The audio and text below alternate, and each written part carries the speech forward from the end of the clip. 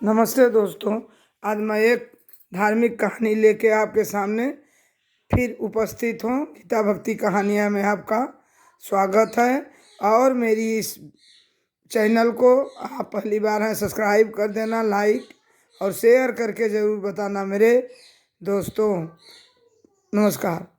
तो आज एक गांव में एक बहुत बड़े आदमी धर्मात्मा ब्राह्मण रहते थे और वो बहुत बड़े सेठ थे, ब्राह्मण थे और वो धर्म कर्म में सबसे आगे रहते थे।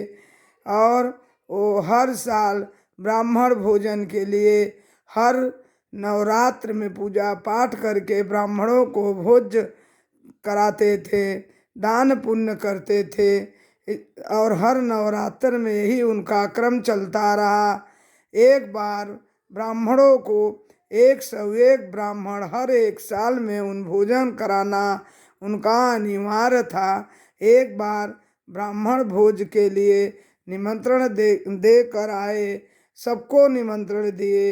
यहाँ पर खाना बनाने वाला खुले स्थान में खाना बना रहा था और वहाँ खाना सब बन के तैयार हुआ तो एक चील ने एक सांप को मार के और अपने चोंच में उसका गला पकड़ के ले जाने लगा। और ले जाते समय उसके गले से एक इतना ज़्यादा खून गिर रहा था कि खुले स्थान में जो खाना बना रहे थे सांप के मुंह से टपक टपक के गिरने लगा।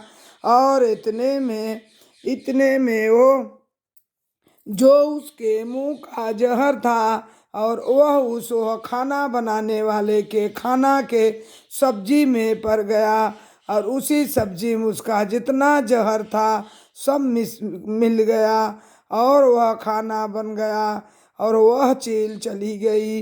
इतने में जितने लोग खाना खाने आए उतने लोग उस खाना खाते ही उनकी मौत हो गई। और मरे के बाद सब पूरे गांव वासियों ने उन राजा को धिक्कारने लगे और कहने लगे, न जाने किन जन्मों का यह कर्म से यह अपनी दुश्मनी साधने के लिए भोज देकर सबको मार डाला। और यह कहकर सब राजा बड़े परेशान हुए और वह अपना यज्ञ अपने पाप पुण्य को उनको भी समझ में नहीं आ रहा था कि कौन से ऐसी गलती से इतने ब्राह्मण मर गए। राजा बहुत ज़्यादा परेशान होकर सदमे में चले गए और वह अब एक साल बीत गया। ऐसे करते करते साल भर बीतने चला। इसी बीच में यमराज को यह समझ में नहीं आ रहा था कि आखिर इन पापों के कर्मों का दंड किसको दिया जाए, आखिर क्या करेंगे, किसको हम दंड देंगे और कौन सा ऐसा पाप किया, कौन किसको हम देंगे। वह चील को देंगे कि जो वह सांप को अपने गले में दबाकर उस सांप को पकड़ के ले आई और वह उसके मुंह से जहर टपक पड़ा और सब्जी में पड़ गया, सब खा के मर गए। कि उस चील को दे जो सांप को पकड़ी, कि सांप को दें कि राजा को निमंत्रण देने वाले को दंड दिया जाए, कि खाना बनाने वाले को दंड दिया जाए।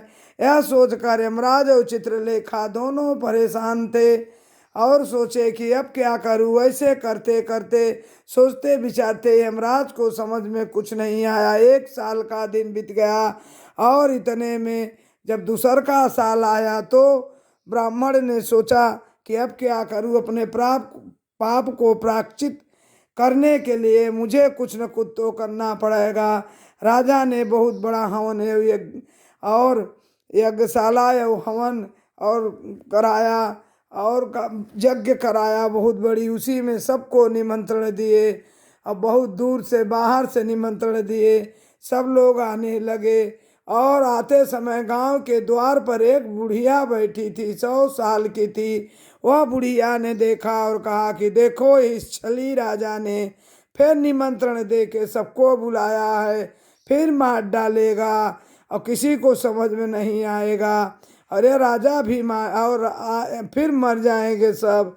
यह सुन के यमराज के समझ में आ गया कि इस बुढ़िया का ही दोष है, और वह कहा कि उस बुढ़िया का नाम चित्रलेखा से कह के उनके लेखा जोखा किताब में उस बुढ़िया के दोषी करण हो गई और दोषी ठहरा कर और उसको चित्रलेखा के किताब में उसका नाम चढ़ गया। ऐसे ऐसे करते मौत हुई, राजा के भी मौत हुई और सबकी मौत हुई। और जब बुढ़िया मरी तो कुछ दिन के बाद बुढ़िया की मौत हो गई। और वहाँ जब गई तो चित्रलेखा ने किताब खोल के देखा तो कहा कि देखो, इस बुढ़ी ने एक बार बहुत बड़ा पाप किया कि राजा को झूठा कलंकित कहा और कहा कि सबको मार डालेगा न्योता देके, तो इसको दंड दिया जाए। बुढ़िया ने कहा मैं तो ऐसा जिंदगी में कोई कर्म नहीं की हूँ कि जिससे मुझे दंड मिले।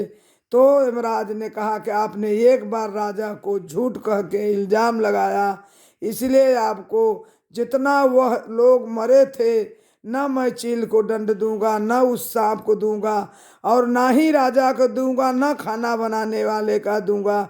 सारा दंड आपके ऊपर हो गया।